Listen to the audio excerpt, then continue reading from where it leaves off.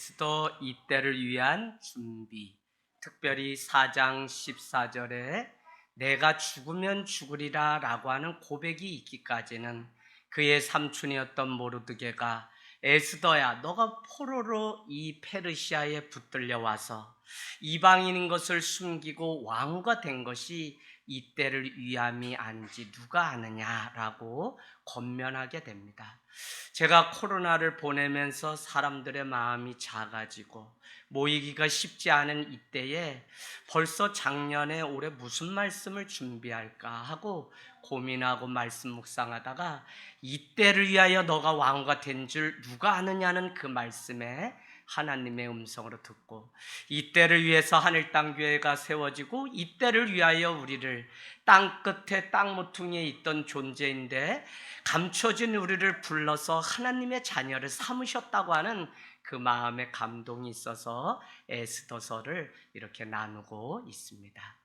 여러분, 제 등 뒤에 있는 이 십자가는 이재양 목사가 개척하면서 직접 이렇게 만들었던 것입니다. 서울에서 내려와서 부모님이 교회를 이제 아버님이 다니시게 되면서 종갓집에 너가 예수 믿고 목사가 되는 것을 내가 그렇게 폄하하고 반대를 했는데 목회자가 되고 보니까 내가 얼마나 너를 고통스럽게 했는지 개척을 한다면 논밭 다 팔아서라도 너를 돕겠다고 말씀하십니다.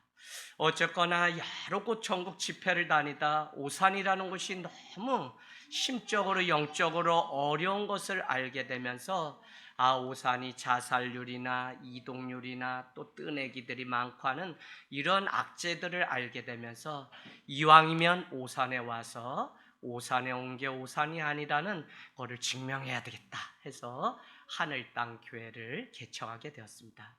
가정에서 8개월 정도, 그 다음에 40일 논밭에서 기도하고 장소가 없으니까 저기 광안 기도원에 가서 기도를 40일 하게 되었어요. 그러고는 그냥 가곡리 쪽에 있는 논밭 위에 기도하면서 늘 봤던 이 흰 창고 건물이 보이는데 마음의 감동이 계속 온다니까요. 안면도 전혀 없는데 40일 작정 기도했으니까 이제는 내가 저곳에 가서 이 장소를 쓰겠다고 말해야 되겠다.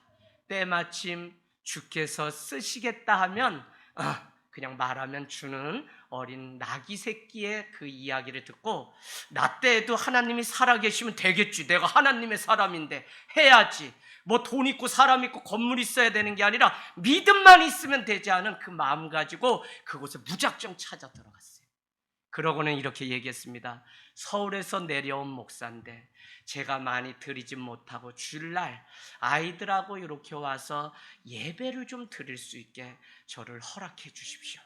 그랬더니 안 된다는 거예요. 그래서 그냥 그렇게 얘기하고는 돌아왔는데 그해 종려 주일에 전화가 오기를 목사님 예루살렘 입성하셔야죠 라고 해서 제가 그곳에 갔어요. 이게 무슨 일인지 모르겠어요. 종려 주일을 앞두고 전화가 왔어요. 그래서 갔더니 목사님이 등 비빌 언덕이 돼달라는 말이 계속 마음에 그냥 잠을 안 재우고 괴롭혀가지고 가족이 다 의논을 했는데 안 된다는 거예요. 막상 그렇게 해서 와서 예배하라고 했는데 나중에 문제가 되고 목사님이 안 나가면 이거 어떻게 내쫓냐는 거예요. 안 된다는 거예요. 그러면서 집사님이 간증하시기를 나는 할렐루야 교회에 다니는 집사입니다.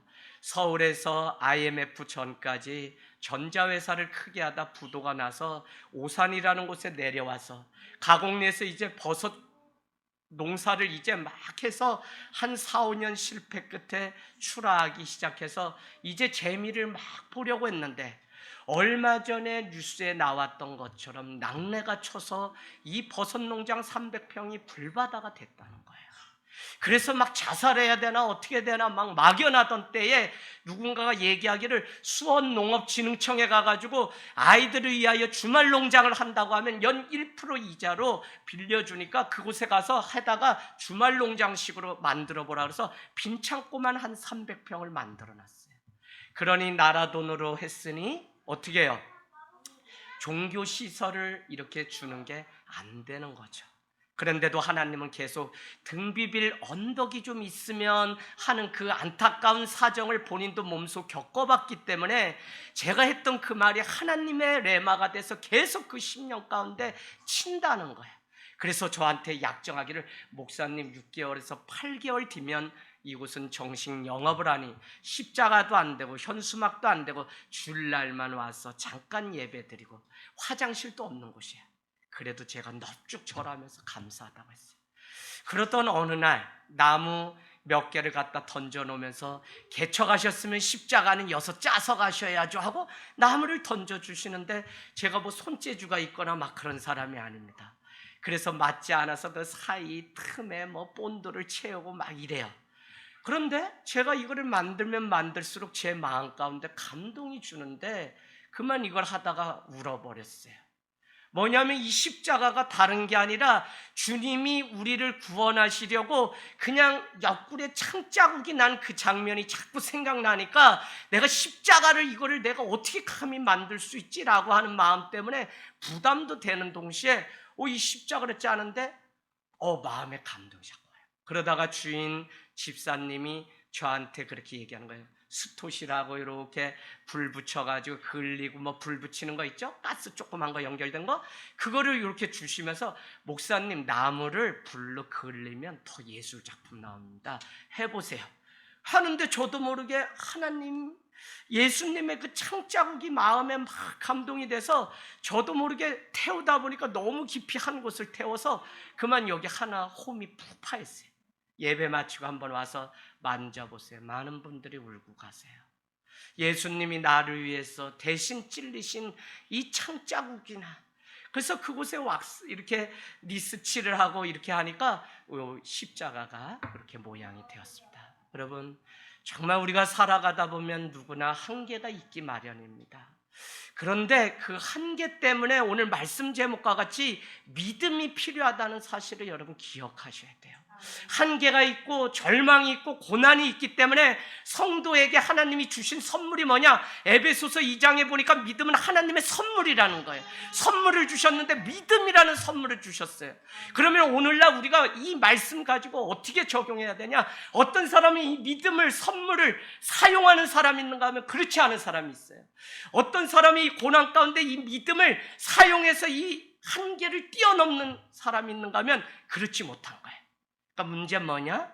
믿음을 선물로 주셨는데 사용할 수 있는 능력이 있는 사람과 그걸 사용하지 못하는 교회가 있을 뿐입니다. 할렐루야. 여러분, 한계가 있기 때문에 우리에게 믿음도 주셨습니다. 하나님을 믿는 믿음, 그분을 만나고 그 십자가를 붙들면 다시 살아나고 다시 일어나고 다시 영원하신 하나님의 그 자리에 돌아갈 수 있는 능력을 십자가를 통해서 우리에게 내어주셨다는 것입니다. 여러분, 하늘 땅 교회는 맨 땅의 헤이딩하기입니다. 제가 이런 말을 잘 몰랐는데 어느 날부터 세미나나 뭐 대학이고 강단에 막 하면 저를 소개할 때 맨 땅의 헤이딩 개척 이재양 목사님 이렇게 소개를 하는 거예요. 그래서 내가 헤이딩 한 적도 없는데 빈손으로 아무것도 없이 오산에서 시작되었다는 것 때문에 맨 땅에 헤이딩하기였다고 그렇게 말을 하는 것을 봅니다. 여러분, 정말 논바닥에서 기도하다 추운 겨울에는 방법이 생기지 않으면 여기서 순교하겠다는 믿음으로 기도하는 거지. 어떻게 뭐가 있는 것도 아닌데, 그렇다고 해서 하나님 외에 다른 건 의지하고 싶은 마음이 조금도 없는데, 부모님조차도 이 일에 여기 교회 오신다면 제가 도와달라고 하지만 그것도 아닌데 그냥 기도만 해주세요. 그냥 1년 반 이상을 그렇게 광야에 나가서 외쳤던 그것이 얼마나 소중한 시간인지 모릅니다. 비록 지금은 그것 때문에 여기저기 불려다니고 방송에 나가고 이야기를 하고 있지만 그때 그 상황이 한 번도 고생이라고 생각하지 않고 넘긴 것이 마음의 상처도 아니고 오직 은혜만 제 마음 가운데 남아있는 것을 보게 됩니다. 여러분, 그때 배운 한 가지는 우리 인생에 저마다 한계는 다 있지만 그래서 믿음이 정말 필요하다는 것입니다. 지금 우리가 살아가고 있는 코로나의 이 상황 가운데 그때보다 더한 한계가 우리 앞에 봉착되어 있습니다. 손잡고 만날 수라도 있었던 그것조차도 못하는 게 사람이 살면서 이게 산다고 할 수 있습니까?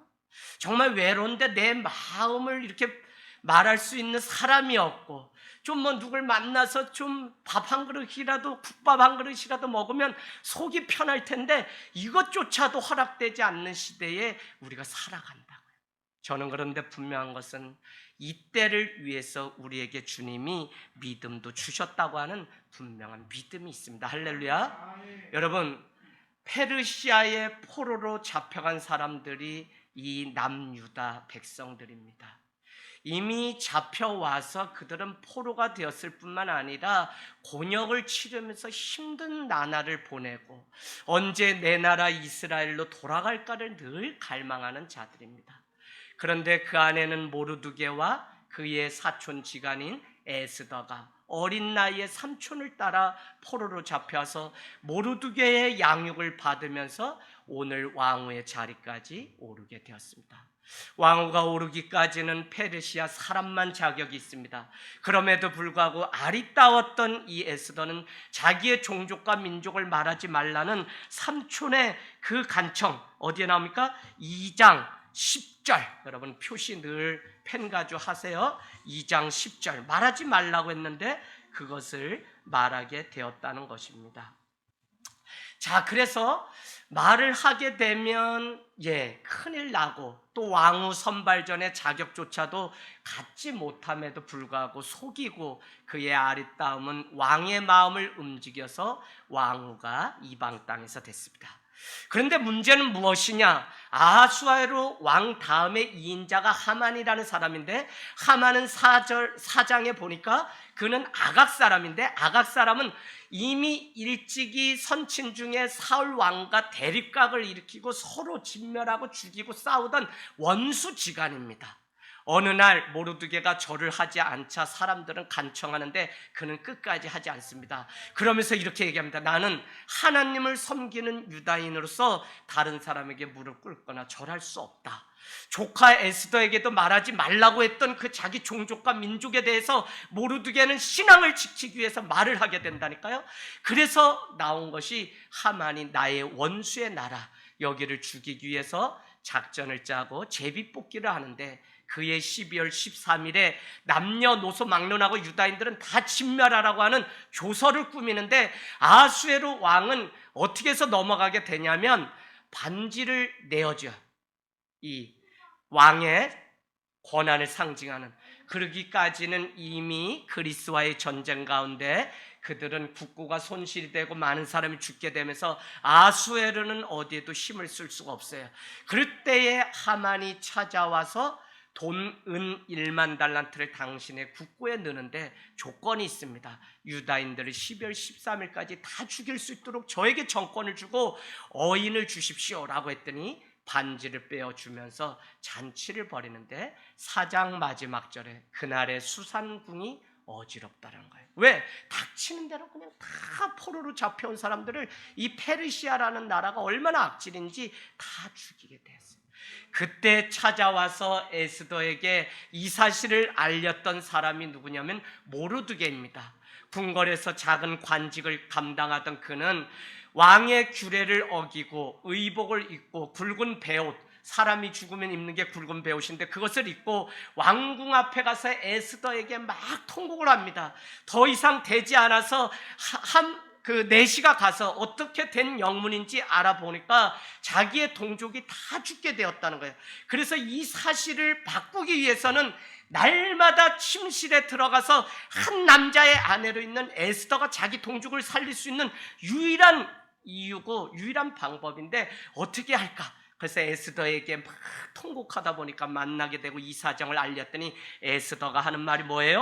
4장 11절 12절 쭉 보면 이렇게 얘기합니다. 나는 이미 왕후가 된 지 5년이 됐는데 왕이 나를 찾지 않은 지가 30일, 한 달이 됐습니다. 더욱이 왕의 부름이 있기 전에는 왕의 규례를 어기고 그 왕궁 앞에 갔다가는 누구든지 죽음을 당하게 됩니다. 왜요? 워낙 숙청하는 일이 많고 막 이렇게 스파이 같은 일들이 많으니까 왕궁에는 아무나 들어갈 수가 없어요. 그렇게 이야기를 했더니 뭐라고 이야기하냐면 4장 13절에 여러분 이렇게 동그라미 쳐놓으세요. 너만 유다인 중에 홀로 목숨을 건지려는 생각을 하지도 말라는 거예요. 냉정하게 가르친 거예요. 그러면서 14절에 이때에 지금 유다인들을 다 죽이려고 하는 이때에 너 에스더가 만일 잠잠하여 말을 하지 않는다면 유다인은 다른 방법으로 말미암아 노임과 구원을 얻을 건데 중요한 것은 너와 너의 가문이 멸망하리라고 하는 이야기를 삼촌이 하게 됩니다. 그 이야기를 듣고 나서 에스더는 결단하기를 4장 16절에 우리가 잘 아는 말씀이죠. 이렇게 얘기합니다. 삼촌 모르드게요, 지금부터 수상궁에 있는 유다인들을 다 불러 모아서 나를 위해서 기도해 달라고 하십시오. 3일간 아무것도 먹지 말고 금식하며 기도해 달라고 하십시오. 그러면 저도 시녀와 함께 3일을 금식하고 거기 표시하세요. 왕의 규례를 어기고 죽으면 죽으리라의 믿음 가지고 내가 왕 앞에 가겠다는 것입니다. 여러분, 우리가 세상 살아가면서 두려움에 이 발을 떼기는 얼마나 어려운지 모릅니다. 왕이 부르지 않았습니다. 한 달째 부르지 않았습니다. 부부 사이에 권태기가 왔는지 아무도 알 수가 없습니다. 무슨 연유인지 알지 못하나 자기 민족이 죽게 된 이 사실을 알리기 위해서 왕 앞에 가는 일은 목숨을 걸어야 되는 일인 만큼 위기고 한계고 엄청난 어려움이 그 앞에 기다리고 있다는 것입니다. 그럼에도 불구하고 그는 3일이 지나자 5장 1절에 보니까 왕을 만나기 위하여 왕후의 예복을 입고 왕궁 안뜰로 들어가게 됩니다. 그런데 여러분, 이 상황은 에스더가 걱정했던 것보다 좋게 연결되는 것을 보게 됩니다. 왜요? 왕을 만나려면 수만 명의 대기 명단이 있을 것이고, 가만히 생각해 보세요. 왕은 그 당시 재판까지 하는 사람이기 때문에 하루에도 많은 사람. 그래서 그 안뜰에서 이렇게 보니까 어전에 왕이 무엇인가 하고 있는 게 보이는데 눈이 그냥 딱 마주치게 하나님이 만들어 놓으셨어요. 만약에 이렇지 않았다면 거기에 있는 수많은 내시에게, 아니면 자기의 원수 나라고 이 일을 꾸몄던 하만이라는 인자 앞에 당신 왜 와서 왕을 만나려고 합니까? 라고 하면 이 사건 전후를 다 얘기하면 왕에게 말하기도 전에 목숨을 내놓아야 되는 일이 생기는데, 직접 왕을 아련할 수 있도록 하나님이 길을 여시는 것을 우리는 보게 됩니다. 여러분, 우리가 살아가면서 우리도 믿음으로 살아가려고 하면 할수록 더 많은 한계에 부딪힐 때가 있습니다. 일단은 이방인으로서 포로로 잡혀왔고 자기의 민족과 종족을 숨기고 왕후의 자리까지 올라갔습니다.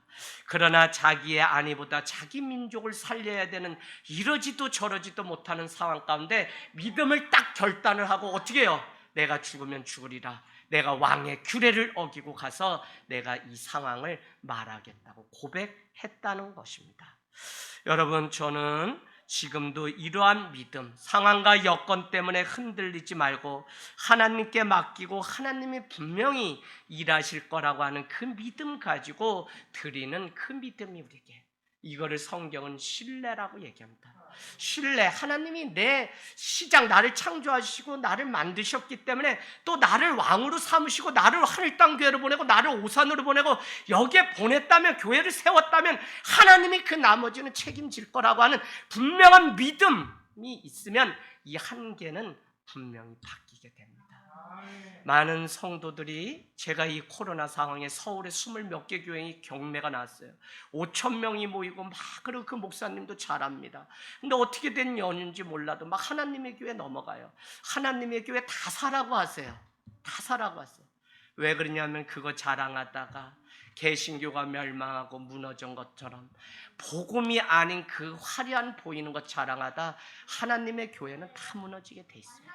이단들이 이것을 모르니까 자꾸 우리가 겪었던 그 전철을 따라하고 자기들이 무슨 교회를 인수했다고 막 전국에 뭐 130몇 개가 된다고 자랑하는데, 제 기도하고 있어요. 너희는 조만간에 다 세상의 거짓됨이 드러날 것이다. 속이 상한 건 뭐냐면 교회를 그렇게 이렇게 어렵게 해가지고 교회가 세워졌는데 경매로 지금 이 코로나 기간에 다 무너지고 넘어지는 게 얼마나 속이 상한지 몰라요. 여러분, 이 한계 속에서 우리의 믿음은 더 필요하고 더 주님의 몸된 교회를 지켜내야 되는 상황은 더 우리에게 요구되고 있습니다. 오늘 중요한 것은 우리가 하는 많은 기도는 후안 까를로스 오르티지라고 하는 목사님이 쓰신 당신은 주님의 제자입니까? 라고 하는 책의 일부에 보면 우리가 하고 있는 많은 기도는 하늘나라에서 잡동사니 취급당한다는 거예요. 저는 이게 무슨 말인지 오늘 이 에스더서를 보면서 알겠어요. 뭐냐? 우리가 살아가면서 때로는 하나님이 이미 우리에게 주신 것이고 이미 하나님이 우리에게 다 허락했어요. 그러면 우리는 요한복음 1장처럼 예수 그리스도 안에서 사귐과 누리면 되는데 누리지 못한 채 많은 성도들은 믿음을 사용하면 되는데 이 하늘과 땅의 권세를 사용하면 되는데 여전히 하나님 뭘 주세요, 뭘 바꿔주세요 계속 이렇게 기도한다고요. 저도 그런 때가 있었어요. 하나님이 산기도 하는데 저에게 말씀하세요. 야, 이미 너 손에 들고 있는데 뭘 달라고 하냐? 너가 믿음으로 그걸 사용하면 되지. 아니, 지금 너가 이렇게 기도하고 떼 쓰는 게 중요한 게 아니라 이제는 하나님이 주신 것을 믿고 너가 결단하는 게 너의 숙제지 지금 달라고 할 때 아니야. 이런 지금도 믿음의 결단을 교회와 성도에게 얼마나 하나님은 요구하시는지 몰라요. 뭘 달라고 하세요? 하나님이 이미 다 주셨는데 우리를 자녀 삼으시고 성도로 부르실 때 하나님이 이미 우리에게 다 주셨어요. 하늘과 땅의 권세와 능력을 너희에게 주노니 마태복음 28장은 뭐라고 얘기해요? 모든 족속으로 제자를 삼으라는 거예요. 여러분, 하늘과 땅의 권세를 우리에게 세상 끝날까지 내가 너희와 함께 하신다고 이미 약속하신 주님이면 우리는 시작하시는 일과 마치기까지 다 하실 거기 때문에 믿고 신뢰하는 믿음으로 끝까지 가세요. 그래서 성령의 열매는 뭐냐면 오래 참음이라는 게 왜 들어가냐면 참지 않으면 성령 가운데 우리가 사는 증거가 아니에요. 여러분, 저는 이제 마지막 때에 우리에게 절제와 오래 참음, 양선, 자비, 충성과 같은 우리의 본심을 하나님 앞에 드려야 될 때가 왔다는 생각을 늘 하게 됩니다. 여러분, 오늘 하나님께 더 구할 것이 아니라 내게 주신 그 은혜를 따라 결단, 믿음의 결단이 우리에게 주님을 따를 것인지 세상을 따를 것인지 우리에게 결단을 요구하고 있다는 사실을 놓치지 않게 되기를 원합니다. 어쨌거나 우리는 말씀을 통해서 일이 있기까지, 왕을 만나기까지, 하나님이 준비하신 특별한 은총을 경험하기까지 겸손의 옷을 입고 에스더는 준비를 합니다. 그전에는 2장에 보니까 1년 동안 왕후가 되기 위하여 준비했던 에스더인데 어쨌거나 내가 어떻게 해서든지 왕의 마음을 사고 왕의 마음을 움직이면 내 인생의 운명이 바뀌어진다는 사실을 에스더는 알고 있었기 때문에 이제는 사흘 동안 금식하면서 왕을 만나려고 준비하고 있습니다. 그 옷은 뭐냐면 겸손의 옷. 여러분, 우리 인생에 한계가 오고 위기가 오면 하나님 앞에 겸손의 옷을 입고 그게 기도를 하는 것이든 무엇을 하든 경배의 옷을 입고 주님 앞에 나아가면 주님께서 그 일들을 이루시고 옮겨가시는 것을 우리는 경험하게 됩니다. 오늘 싸움은 어디서 이미 끝났다고 했습니까? 이미 뜰에서 다 결정된 것입니다. 우리가 싸워보면 그 싸움이 승리가 되는지 아는 것뿐이지 이미 우리는 재방송의 인생을 살죠. 뭐라 그랬어요? 예수 그리스도께서 사망 권세 다 깨뜨리고 부활로 승리하시고 우리에게 보여주셨는데 우리가 살아가는 이 삶이 현재가 고난과 위기가 있는 것이지 여러분은 절대 놓치면 안 됩니다. 믿는 성도는 주님이 승리하신 그 승리를 따라서 재방송의 인생을 살아가는 거예요. 오늘 유현진이 생방송 하는데 막 마음이 조마조마해요. 그런데 유현진이 오늘 우승했다는 이야기를 듣는 사람은 무슨 홈런을 맞든 뭐 맞든 걱정할 필요가 없잖아요. 이미 승리했다는 걸 아니까. 근데 왜 우리는 믿음을 가지고 살면서 이 땅의 교회가 예수 그리스도께서 사망 권세 다 깨뜨리고 부활하시고 승리했다고 하는데 우리는 주님이 승리하신 것을 그냥 따라가는 재방송의 인생 중에 위기도 오고 코로나도 오고 어려울 뿐인데 우리는 끝을 보지 못하고 부분에 반응하면서 계속 흔들리는 이 안타까운 시대를 보면 믿음은 부분이 아니라 전체. 고린도서는 우리에게 지금은 힘이 하나 내 나중에는 다 분명하게 드러난다고 말씀하셨습니다. 여러분은 승리하셨습니다. 할렐루야. 자, 그래서 5장 2절에 이렇게 갔더니 뜰에서 딱 갔는데 뜰 안에 누가 있냐면 왕이 이를 보고 있는 겁니다. 근데 5장 2절 보세요. 보자마자 마치 하나님이 준비시켜 놓은 것처럼 아수에르 왕이 에스더를 얼마나 목마르게 막 기다렸는지 5장 2절 왕후 에스더가 뜰에 선 것을 본 중 누가요? 왕이 매우 사랑스러움으로 손에 잡았던 금규를 그에게 내미니 에스더가 가까이 가서 금규 끝을 만진지라라고 얘기합니다. 예수님의 옷자락 끝만 잡아도 죽었던 혈병 된 자가 나고 일어나고 살아나는데 요한복음은 말씀이 육신이 되어 변했다는 것입니다. 2장은 뭐예요? 2장은 물이 포도주로 변했다는 거예요. 3장은 뭡니까? 수가성의 여인이 예수 만나 변했다는 것입니다. 복음의 그 위대함은 변화예요. 변화. 복음을 만나면 두려워할 게 아니에요. 한계가 아니에요. 변화가 일어납니다. 그 여인이 변화되니까 항아리를 버려두고 마을로 들어가서 어떻게 내가 메시아를 만났다고 전파해요. 4장은 뭐라고 얘기해요? 4장은 한밤에 찾아온 니고데모가 예수님 만나 변화되는데 요한복음 17장에 가면 한밤에 찾아왔던 니고데모가 예수님을 장사하기 위하여 모략을 가지고 왔다는 거예요. 그래서 니고데모의 인생이 어떻게 됐는지 우리는 계속 말씀을 따라가면 성경 요한복음 끝에는 그가 예수님을 장사하기 위해 한밤에 찾아왔던 것이 변화된 삶을 보여줘요. 5장은 뭐예요? 요한복음 5장 38년째 앉아있던 사람이 물이 동할 때 그곳에 들어가면 낫는데 그가 예수 그리스도로 인하여 변화돼서 안전뱅이가 일어나서 뛰어서 복음을 전하는 거예요. 9장에는 뭐가 나와요? 날 때부터 소경된 자가 예수님이 하시고자 하시는 뜻이 있겠지라고 하는 믿음 가지고 주님 앞에 나가서 그가 뛰기도 하고 걷기도 하며 실로암 연못에서 깨끗이 낫는 놀라운 일들이 일어나요. 여러분, 복음을 만나면 한계가, 위기가, 고난이 반드시 믿음의 결단을 통해 변화해서 승리로 바꾸는 거. 이게 분명해야 돼요. 이게 분명해야지 이 마지막 때 교회가 하늘과 땅의 권세, 복음의 능력 가지고 살아가는 거지. 무슨 오다 가다 가다 오나 이거 다 어디로 가요? 절간으로 가는 거지. 오다 가다 가다 오나. 여러분, 저도 그거를 다 누이 셋담에 절 다녀서 절을 났다 그래서 다 거기서 염주하고 기와장에 제 이름 써서 올리고 다 그 생활을 했던 사람이잖아요. 복음을 만나고 예수를 만나니까 지난날의 그 삶이 지금이라도 돌아온 게 은혜지, 그거에 쏘가가지고 그렇게 살았다면 내가 얼마나 이렇게 후회를 할 뻔했어요. 여러분, 분명한 우리의 이 삶, 코로나의 복음 앞에 내 삶을 결론을 내리고 결단을 하고 복음 앞에 내 삶에 정답을 찾는 삶이 되기를 원합니다. 이미 그 뜰 안에 갔는데 그곳에서 싸워보기도 전에, 왕을 만나기도 전에 하나님은 준비하셔서 금규를 내미며 에스더를 더 사랑스러워서 기다리고 있는, 그래서 우리는 염려가 뭐냐, 상황이 어떻게 펼쳐질지 모르는데 안 좋게 자꾸 생각하고 있는 거예요. 그래서 이렇게 될 거야, 그래서 그랬지. 이게 병이라고요. 이게 마음의 병이에요. 그런데 정말 믿음은 하나님께서 하시면 이것을 반드시 바꾸신다고 하는 이 믿음 가지고 살아가기를 원합니다. 오늘 마음이 다 녹아져서 무엇이라도 주고 싶은 마음의 표현이 5장 3절 가보세요. 오늘 읽은 말씀에 이렇게 얘기합니다. 왕후 에스더야, 너가 나에게 요구하는 것이 무엇이냐? 내가 너에게 무엇을 해주기를 원하느냐? 내가 이 나라의 절반이라도 너에게 줄까? 라고 생각지도 않은 이야기를 오늘 아하수에로 페르시아 왕이 에스더에게 하는 것을 보게 됩니다. 여러분, 에스더의 믿음이 왕의 은혜를 얻어낸 것입니다.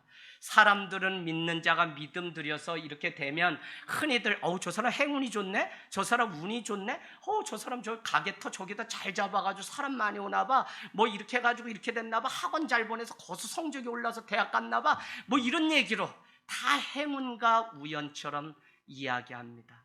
그러나 우리는 하나님을 믿는 이상 우리의 걸음걸음을 인도하시는 분이 하나님이시기 때문에 하나님이 오늘 나를 여기에 심어 놓으셨다, 하나님이 나를 부르셨다고 고백하는 그게 뭐예요? 그게 뭐예요? 예? 교회.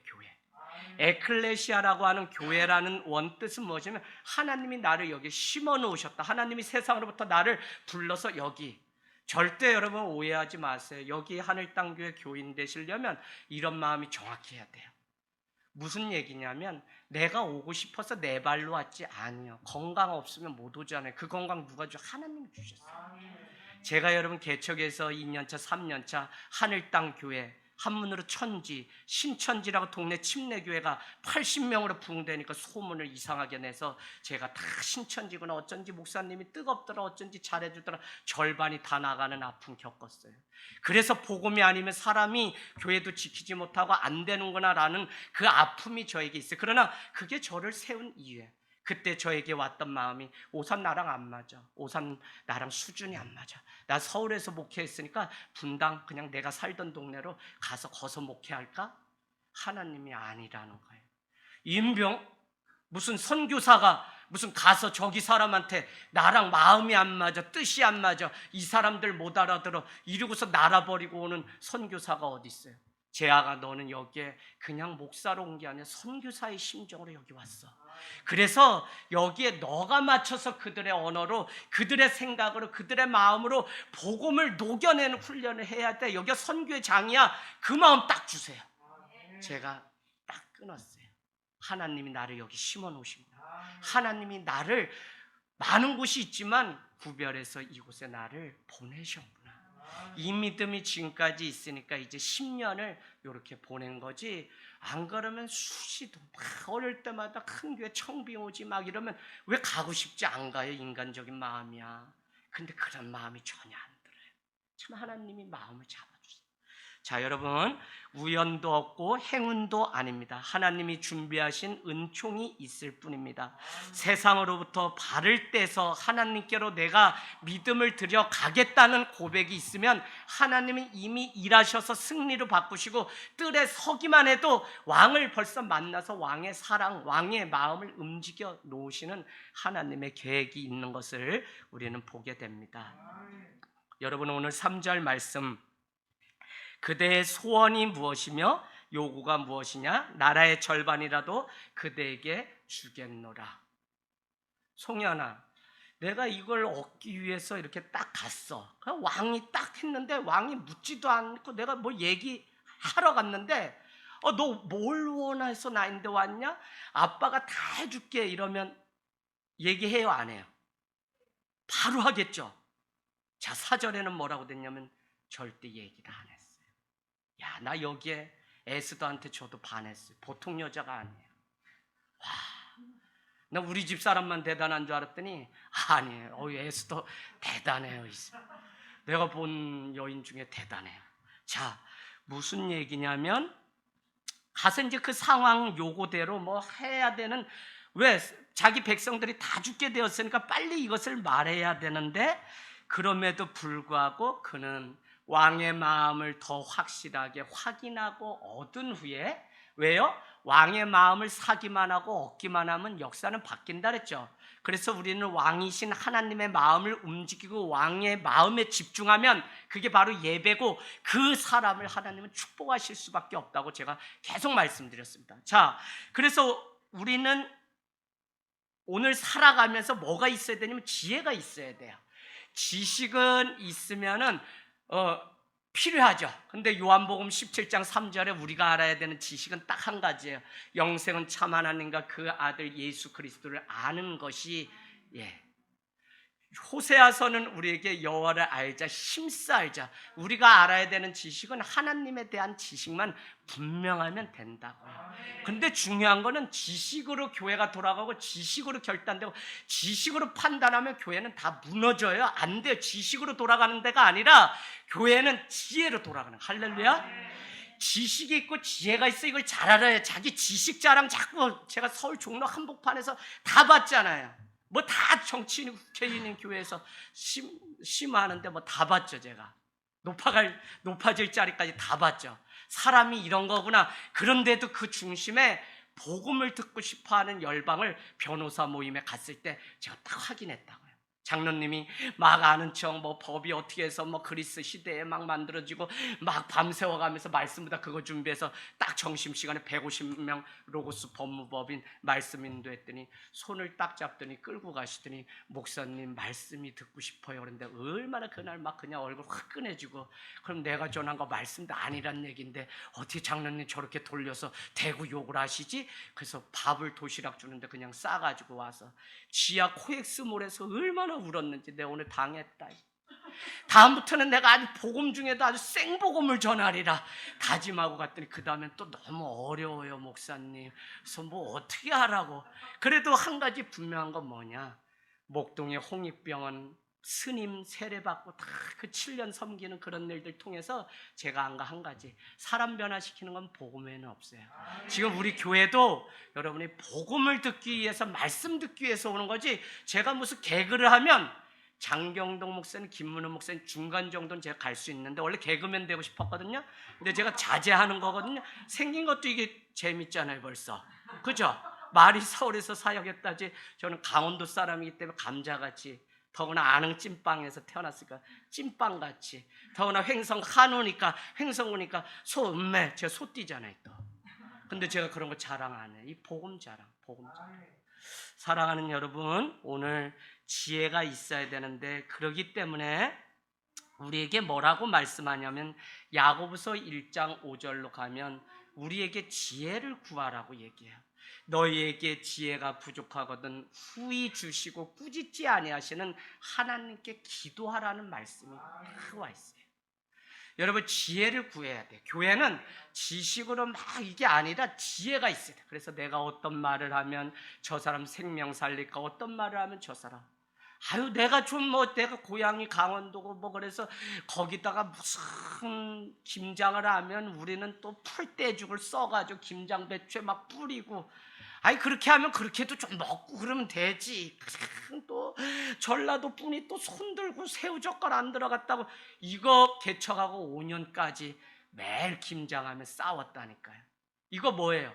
자기가 살아온 게 지식이 돼서 지식으로 자꾸 교회를 움직이려고 하는 게 문제라고요. 근데 내가 들먹더라도 아유 저 집사님이 애써가지고 저렇게 해가지고 생강 갈아서 왔는데 생강 많이 넣으면 올해는 뭐 이게 누르네, 뭐 또 김치냉장고에 숙성해서 넣어야지 바로 넣으면 맛이 하나도 맛도 아닌 맛대가리가 없다고 또 막 거기서 하다가, 그래가지고 제가 어떻게 했냐, 다들 가서 보쌈 삶으시고 남자들이 이거 다 할 테니까 소금 뭐 넣든 가만히 계세요 하면서 김장이 5년 차에 안정이 돼서 또 맛있게 김장해 놓으면 그거 오셔서 드시고 숙성이 잘 됐으니까 유순영 권사님 봐, 나 벌써 몇 년 되신 분 같아. 김장 배추 드셨으면 10년 다니신 분처럼 푹 눌러가지고 이제 더 숙성됐을 텐데 벌써 몇 달 만에. 여러분 사랑으로 우리가 하면 다 사랑 때문에 있게 되어 있어요. 그래서 지혜가 필요해요. 내가 이런 말을 하면 저 사람 생명 살릴 수 있나, 없나를 우리는 다 고민하면서, 그래서 2018년도인가에 교회 표어가 지금은 본질로 돌아가자지만 전에 이렇게 했어요. 기도하고 말하라, 기도하고 봉사하라, 기도하고 결정하라. 왜? 기도 없이 하니까 다 안 돼요. 기도하면 뭐가 돼요? 하나님이 지혜를 주시거든요. 그 지혜를 따라서 하니까 교회가 부흥되고 날마다 그럴 수밖에 없어요. 여러분 오늘 에스더는 지혜가 있었어요. 4절에 보니까 내가 왕을 위하여 잔치를 베풀 때니 자기의 더구나 원수였던 하만까지 불러서 초대를 해달라고 얘기해요. 무서워요. 아니 이거 알게 되면 큰일 나는데 어떻게 하만까지 자기 손에서 왕과 둘이 그냥 이렇게 해가지고 이 문제 그냥 끝내치우지 하만을 그 잔치 왜 불러요? 큰일 나요. 더구나 4장 마지막 절에 보면 은 1만 달란트를 주고 막 잔치를, 하만이 왕의 마음을 살려고 해서 수상궁이 언제 죽을지 모르니까 다 두려워 떠는 잔치였는데 오늘 에스더는 이제부터 내가 잔치, 천국 잔치를 할 테니까 다 불러달라고 그렇게 얘기를 해요. 여러분 오늘 에스더는 참 지혜롭습니다. 왜냐하면 지금 자기의 동족이었던 유대인의 운명은 자기 자신이 어떻게 하느냐에 따라 결정돼요. 자기의 운명이 왕이신 하나님으로부터 사랑을 얻고 자기 자신이 그 은혜를 누려야만 나에 속해 있는 이 백성도 살 수 있다는 이게 있기 때문에 한 템포를 죽여서 하나님의 타이밍이 언제가 좋은지를 지금 보고 그냥 저 이렇게 해주세요가 아니라 자기의 말을 아끼고 하나님의 때를 기다리는, 금식하면서 사흘 동안 갈 수 있어요. 여호수아서에 우리가 다 이미 보아서 아시는 것처럼 뭐라고 돼 있어요? 여호수아에 이미 요단강을 건너고 저기 가나안성이 있는데 그들은 가나안성에 바로 가지 않았어요. 요한복음 여호수아 3장 1절에 보면 그들이 사흘 동안 그곳에 머물렀다. 아침에 레위 제사장들이 법궤를 메고 앞장서서 가고 그들이 백성들이 뒤따라갔어요. 사흘을 기다렸다는 거예요. 자기들이 그렇게 가고 싶었던 성 눈앞에 있는데도 사흘을 기다렸다는 거예요. 여러분, 우리의 힘이 다 빠지는 것. 우리 윤덕주 전도사님 귀하죠. 젊은 청년 같죠. 하늘 땅 교회 오면 딱 한 가지 배우고 가요. 뭐냐? 우리 힘으로 하지 않는 거. 힘 빼기. 제가 힘이 뻗쳐가지고 죽겠더라니까요. 하나님이 이 힘을 빼냐고 여기 꿰매고 저기 꿰매고 막 그냥 젊은이 청년 같은 사람을 흔드는데, 힘 빼시려고 하면 힘 빼야지. 그거 막 그냥 고집 쓰고 우겨야 죽음밖에 더 있습니까? 그러니까 자꾸 힘을 빼요. 싸울 일도 싸우지 않고 그냥 보면 다 이쁘다고 하고, 또 주무시는 분이면 다 이불 덮어드리고, 예배에 또 와서 자는 게 얼마나 대단하냐 다 잠재워드리고, 삭가름을 달달한 물 먹여가지고 그냥 고생했다고 빨리 주무시라고 재워드리고, 사랑해서 그러는 거예요. 저는 그냥 하는 게 아니라. 자, 오늘 말씀 마치겠습니다. 우리는 위기가 찾아오면 상황 돌아가는 대로 사람들은 반응하게 되어 있어요. 그러나 믿음의 사람들은 한계가 찾아오면 그때야말로 하나님 앞에 믿음을 드려야 되는 때라는 것입니다. 여러분, 왜 이 사실이 중요하냐면 믿음을 드려야 우리는 정금같이 나음을 입는 시간이 됩니다. 로마서 8장 28절은 우리가 알거니와 하나님을 사랑하는 자 곧 그 뜻대로 부르심을 입은 자들은 모든 것이 협력하여 선을 이룬다고 말씀하고 있습니다. 여러분, 우리가 믿음을 드리면 모든 것이 선으로 바뀌는 것을 우리는 고백하게 돼요. 그런데 믿음을 드리지 않고 자꾸 상황 따라가면 시험에 들어서 아무것도 점검도 되지 않고 그냥 무너지는 인생을 우리는 얼마나 많이 보았는지 모릅니다. 로마서 5장은 우리에게 이렇게 말씀하죠. 여러분은 환난 가운데 즐거워하십시오. 왜요? 환난은 연단을, 연단은 인내를, 인내는 소망을 만들어내는 줄 알미라. 환난으로 시작한 것이 소망으로 끝나는 인생이 있는가 하면, 환난으로 시작했을 때 절망으로 끝나는 인생이 있어요. 그러려면 환난 가운데도 하나님이 모든 것이 협력하여 선을 이루시는 때라는 사실 때문에 즐거워하고 기뻐해. 여러분, 야고보서 1장에도 너희 중에 고난당하는 자가 있느냐, 즐거워하고 기뻐하라는 거예요. 정말 하나님의 이 고난 속에 우리에게 주시는 이 은혜가 얼마나 큰지 모릅니다. 오늘 대기자 명단이 그렇게 많았을 텐데 그거 통과 우회 도로로 써서 왕을 직접 만나서 그 사정을 이제 곧 알리게 되는 때가 오고, 특별히 왕의 마음을 움직이기 위해서 금식이라고 하는 겸손의 옷을 입고 사흘 동안 준비하였다 왕 앞에 왔던 에스더는 하나님의 때가 있음을 믿고 기다리고 있는 모습을 보게 됩니다. 사랑하는 여러분, 어려울수록 더욱 왕이신 하나님의 마음을 집중하시고 그 마음을 얻는 데 신경을 쓰십시오.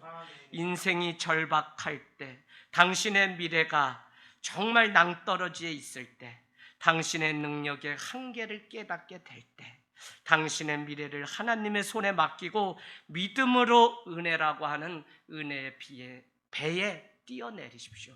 여러분이 이 두려움의 발을 떼고 하나님께로 옮기는 순간 하나님이 준비하신 승리의 면류관이 기다리고 있는 줄로 믿습니다. 늘 에베소서 2장 1절 말씀같이 죄와 허물로 죽었던 우리입니다. 그런가 하면 에베소서 2장 3절 4절에는 뭐라고 얘기하냐면, 죄로 죽었던 우리를 하나님이 그 큰 사랑으로 확증하기 위해서 우리를 위해서 예수 그리스도를 보내주셨다는 거예요. 그러면서 이렇게 얘기합니다.